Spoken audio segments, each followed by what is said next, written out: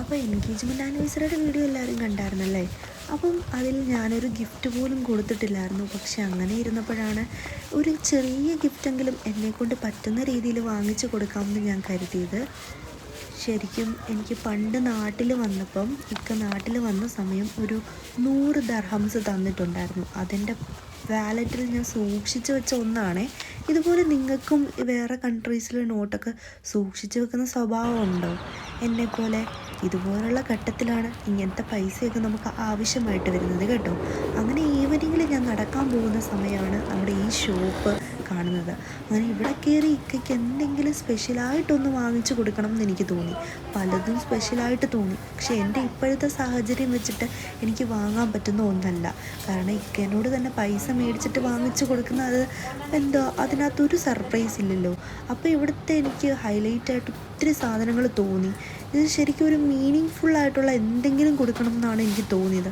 അങ്ങനെ ഞാൻ നോക്കി എനിക്കൊരു സാധനം കിട്ടി. അതാണ് ഗൈസ് ഇത്. എനിക്ക് ഇവിടുത്തെ ജീവിതത്തോട് ഒത്തിരി ഒരുപാട് സാമീപ്യം തോന്നിയൊരു സാധനമാണ് ഇത്. അപ്പം ഉടനെ ഞാൻ അത് വാങ്ങിക്കുകയും ബില്ല് ചെയ്യുകയും ചെയ്തു. അങ്ങനെ ആ ഗിഫ്റ്റുമായിട്ട് നമ്മൾ ഈ ഷോപ്പിൽ നിന്ന് ഇറങ്ങും. ഗിഫ്റ്റ് കിട്ടുമെന്ന് ഒരു ക്ലൂ പോലും ഇല്ലാത്ത ആളാണ് ഇക്ക. അപ്പോൾ എന്തായാലും ആൾ സർപ്രൈസ് ആവുമെന്ന് എനിക്ക് ഉറപ്പാണ്. അങ്ങനെ നമ്മൾ ഷോപ്പിൽ നിന്നൊക്കെ ഇറങ്ങിയപ്പോൾ അത്യാവശ്യം സമയമായി കേട്ടോ. ഒരു 6 മണി ആയതേ ഉള്ളൂ. പക്ഷെ എന്നാലും ഇവിടെയൊക്കെ നല്ല ഇരുട്ടായി തുടങ്ങി കേട്ടോ. ഇടയ്ക്കിടയ്ക്ക് ഞാൻ ഈ ഗിഫ്റ്റ് നോക്കുന്നുണ്ട് കേട്ടോ. അങ്ങനെ നമ്മുടെ ഈ ഗിഫ്റ്റുമായിട്ട് നമ്മൾ നടക്കുവാണ്. നല്ല ദൂരമുണ്ട് നടക്കാൻ.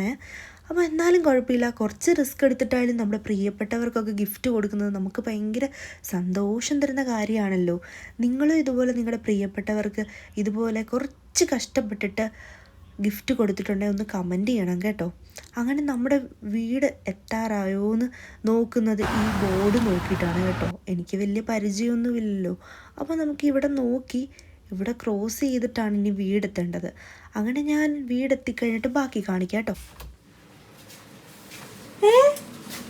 നീ എന്നെ പറ്റിച്ചോ? ഒരുങ്ങിയിരിക്കാൻ പറഞ്ഞിട്ട്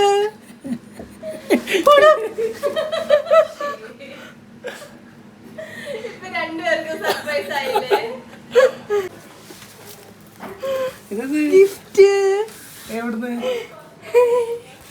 ഞാൻ വാങ്ങിച്ചു. എവിടെ പോയിട്ട്? അതാ നേരം വഴിയല്ലേ ഫോണൊന്നും എടുക്കാൻ.